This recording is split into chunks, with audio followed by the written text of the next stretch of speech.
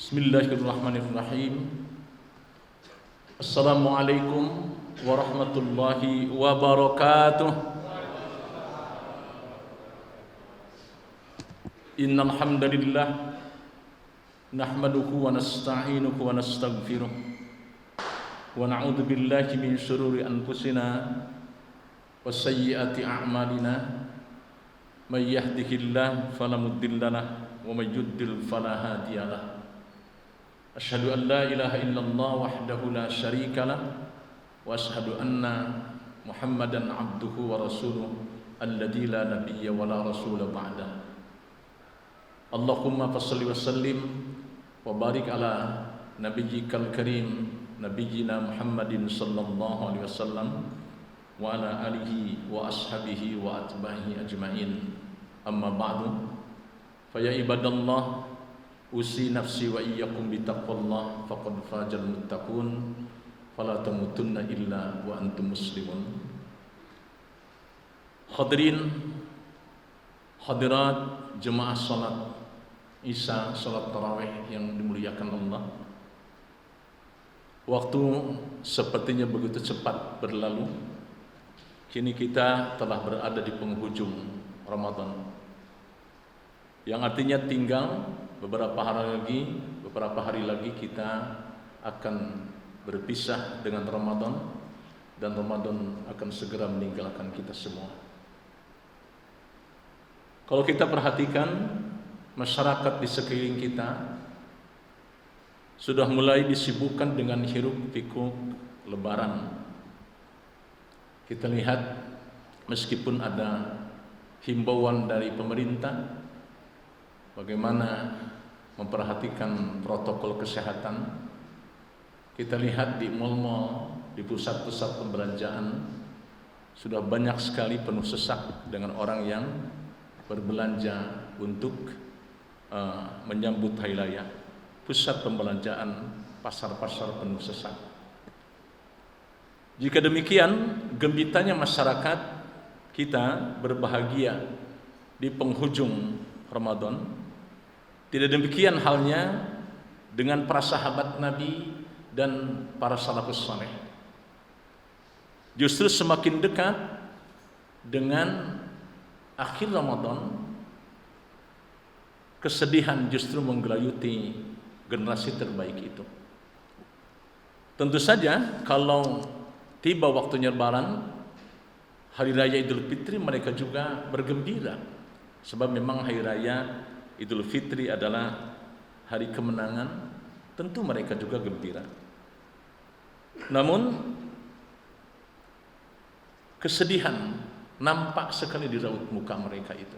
Rasa khawatir, rasa sedih nampak di raut muka mereka. Bapak-bapak, ibu-ibu, hadirin hadirat yang dimuliakan Allah, mengapa para sahabat dan orang-orang saleh bersedih hati ketika Ramadan hampir berakhir? Ini pertanyaannya itu. Mengapa para sahabat Nabi dan orang salafus saleh begitu bersedih hati ketika Ramadan hampir berakhir? Kita bisa menangkap alasan kesedihan mereka dari berbagai konteks sebab.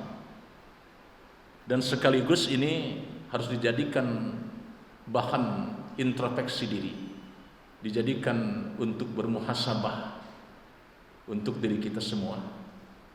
Yang pertama, para sahabat dan orang-orang saleh bersedih hati ketika menyadari Ramadan hampir berakhir dan ia segera pergi, sebab dengan perginya Ramadan pergi pula berbagai keutamaan-keutamaannya.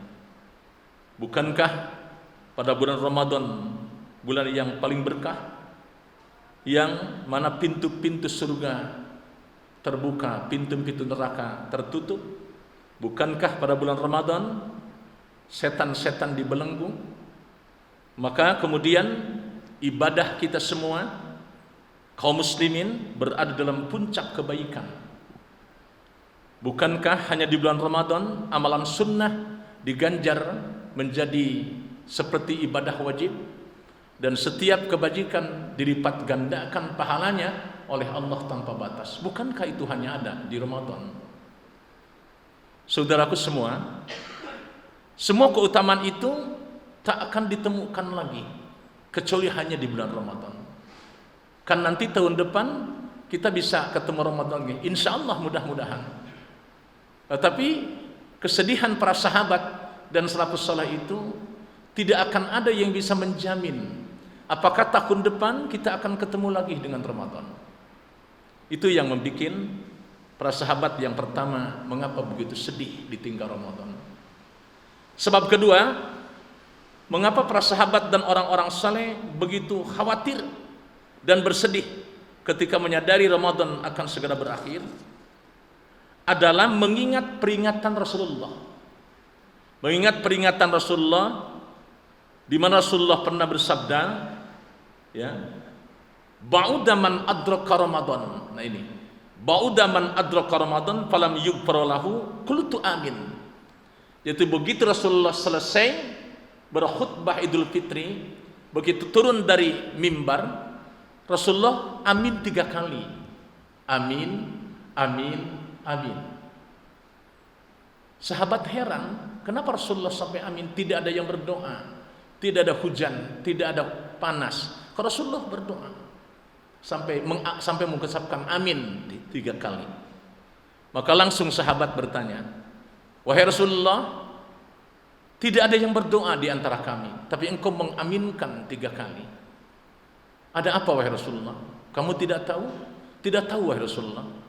Tadi Jibril datang kepadaku.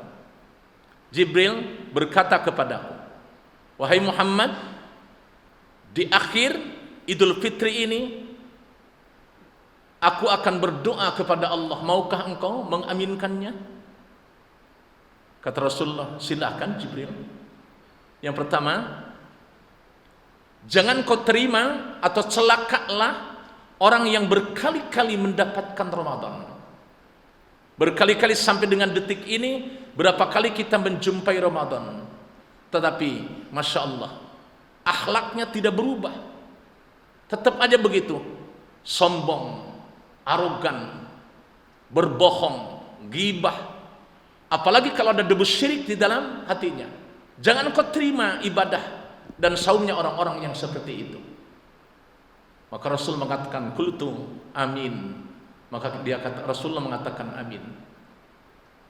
Kemudian yang kedua, wahai Muhammad, saksikan, ya Allah, jangan engkau terima ibadah saumnya dan ibadah-ibadah lainnya di bulan Ramadan ini orang yang hidup dengan orang tuanya sampai usia lanjut, atau dia pernah hidup dengan orang tuanya sampai usia lanjut tapi tidak memasukkannya dia ke surga. Artinya apa? Uququl walidain, dia menyakiti hati ibu bapaknya. Kata Rasulullah amin. Kemudian ada 2 versi. Ada versi hadisnya itu, ya Allah, jangan kau terima ibadahnya hamba-Mu di bulan Ramadan ini orang yang ketika disebut nama engkau Muhammad tapi tidak mengucapkan salawat kepadamu.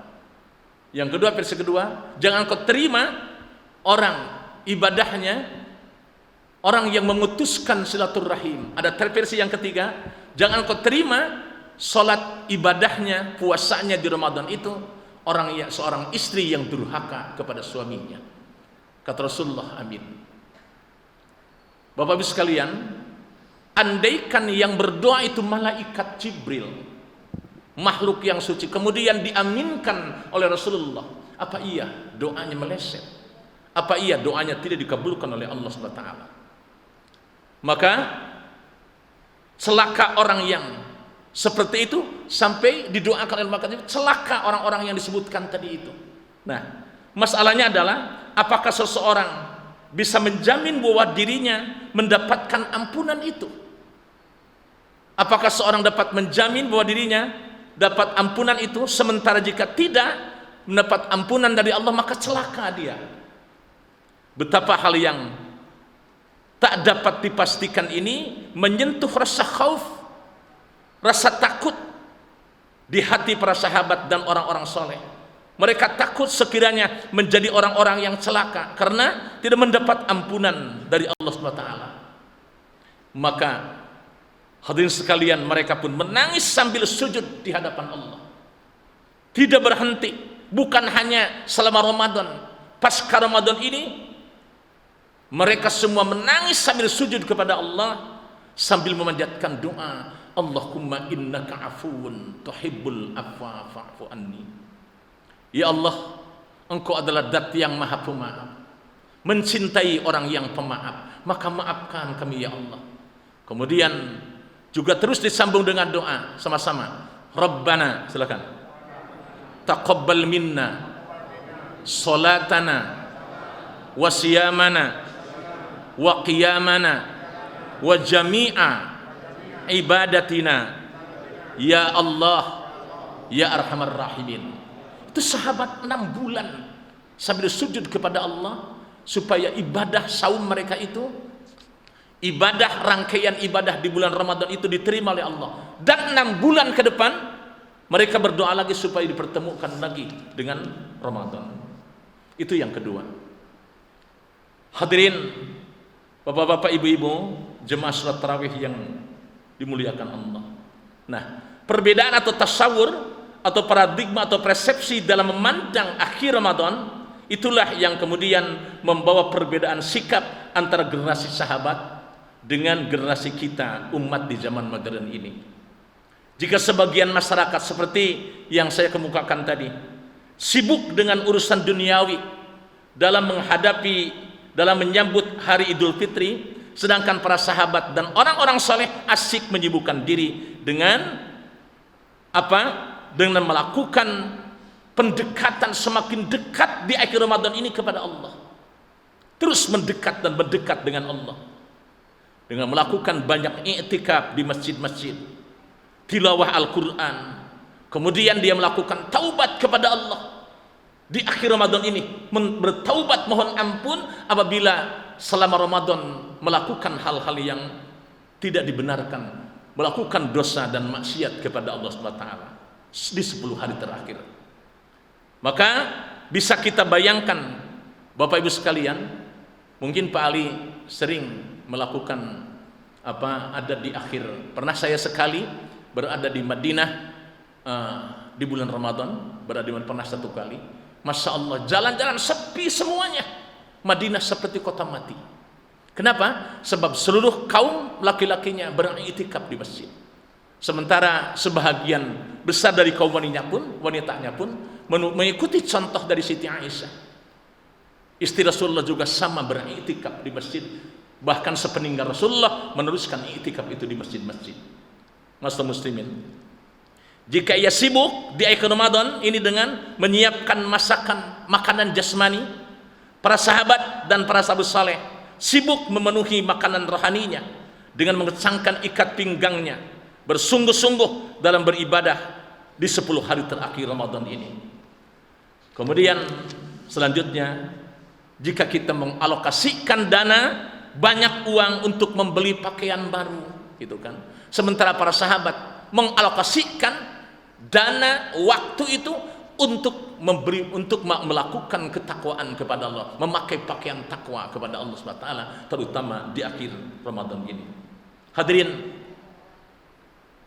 para jemaah sekalian yang saya hormati, masih ada waktu. Masih ada waktu.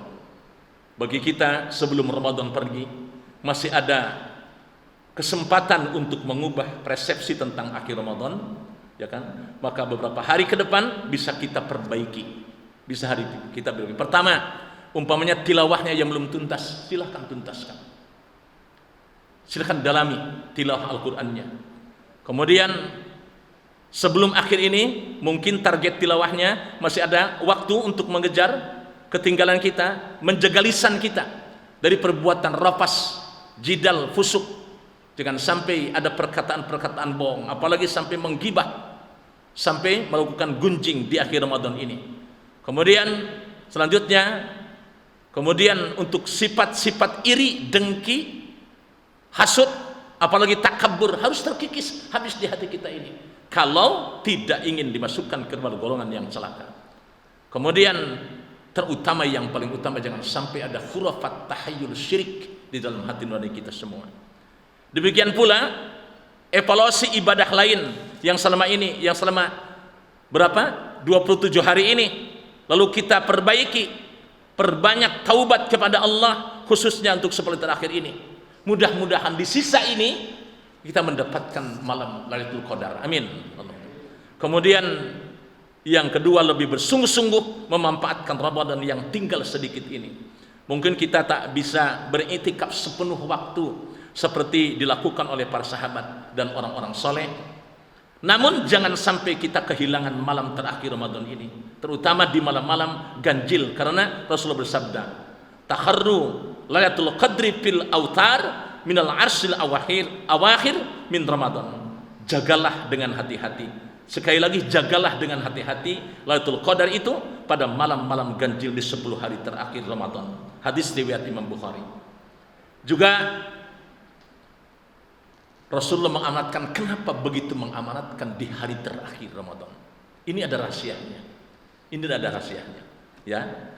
Kenapa beliau begitu perhatian terhadap 10 hari terakhir Ramadan itu? Paling tidak ada beberapa sebab utama. Yang pertama, innamal a'malu khawatimuhu. Sekali lagi, innamal a'malu khawatimuhu. Sesungguhnya amal itu tergantung penutupannya. Jadi sebab pertama adalah sebab 10 hari terakhir Ramadan merupakan penutupan bulan Ramadan, sedangkan amal perbuatan tergantung pada penutupannya. Jangan sampai akhirnya su'ul khatimah, tapi akhirnya harus husnul khatimah. Kan ada orang yang dari awalnya baik, khatimah, husnul khatimah, tapi pas akhirnya menutup dengan su'ul khatimah. Na'udzubillah summa na'udzubillah min dzalik. Innamal a'malu khawatimuhu. Sehingga Rasulullah mengajarkan doa kepada kita. Mari, bismillahirrahmanirrahim. Allahumma ja'al khaira umri akhirahu wa khaira amali khawatimahu wa khaira ayyami yauma alqaka. Yang artinya, ya Allah, jadikan sebaik-baik umurku pada penghujungnya, sebaik-baik amalku pada pemungkasnya, dan jadikan sebaik-baik hariku ketika aku berjumpa dengan Engkau kelak. Allahumma ja'al khairu umri akhirahu wa khairu amali khawatimahu wa khairu ayyami yauma alqaka. Jadi hadirin, yang penting adalah setiap manusia mengakhiri hidupnya dengan husnul khatimah. Semoga jejak hidup kita semua ini di Ramadan ini dicatat oleh Allah sebagai yang terbaik Ramadan ini sekarang ini, dan akhirnya kita tutup Ramadan ini dengan sholat Idul Fitri nanti, dan mudah-mudahan semua amaliyah kita diterima oleh Allah dan akhiri hidup kita ini husnul khatimah. Amin. Ada satu makalah Arab, bukan hadis, ini kata pepatah Arab, la takunu ramadaniyan walakin kunu rabbaniyan. Janganlah engkau menjadi hamba Ramadan, tapi jadilah engkau menjadi hamba Rabbani, hamba Allah. Karena ada sebagian manusia banyak menyibukkan diri pada bulan Ramadan dengan ketaatan dalam berbagai ibadah, tapi begitu Ramadan pergi pula amaliyah solehnya itu. Kemudian selanjutnya, kita mungkin tidak bisa bersedih, menangis seperti sahabat, namun selayaknya kita takut, sebab tidak ada jaminan apakah seluruh amaliyah kita selama 27 hari ini di bulan Ramadan diterima oleh Allah. Begitu pula tidak ada jaminan apakah kita akan dipertemukan kembali dengan Ramadan. Maka mari di 3 hari terakhir ini betul-betul kita bersungguh-sungguh di rumah, di masjid, tidak lepas dari tilawah Al-Quran, istighfar, mohon ampun kepada Allah, banyak merupakan membacakan Allahumma innaka afuwun tuhibbul afwa fa'fu anni. Demikian yang bisa disampaikan. Semoga Allah sekali memberikan istiqomah di dalam jiwa kita semua, sehingga amaliyah kita itu betul-betul langgeng, bukan hanya di Ramadan, tapi nanti Syawal itu adalah namanya peningkatan. Arti Syawal itu peningkatan dari amal ibadah kita semua. Yang mengabdi kepada Ramadan, Ramadan sudah mati. Sementara yang mengabdi kepada Allah, Allah tidak akan pernah mati, hidup selamanya dan senantiasa mengawasi kita. Rabbana subhanakallahumma rabbana bihamdik asyhadu an la ilaha illa anta astaghfiruka wa atubu ilaik. Assalamualaikum warahmatullahi wabarakatuh.